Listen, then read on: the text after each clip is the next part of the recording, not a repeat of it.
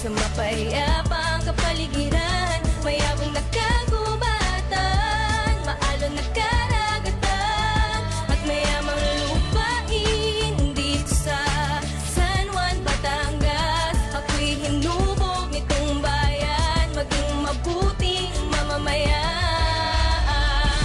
Ang bayang sinilangan, ang aking dangal, ang aking bayan, mapayapa.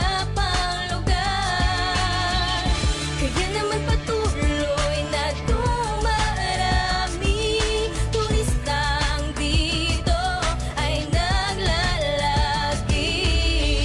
Kaming Batanggenyo ng dulo sa langang, ang patuloy na magtataas ng banderang iniingatan, at ang pusong ito ang alay sa bayan.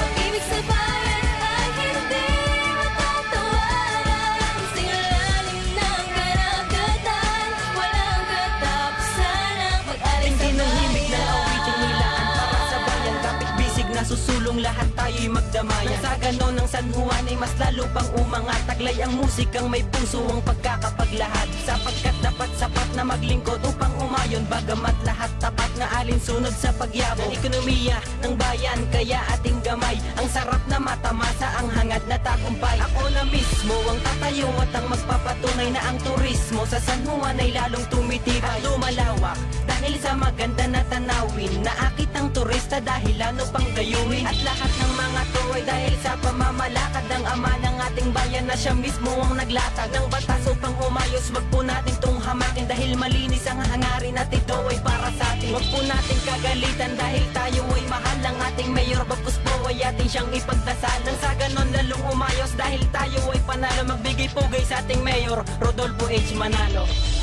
Kaming Batanggenyo ng dulo sa langang, ang patuloy na magtataas ng banderang iniingatan, at ang pusong ito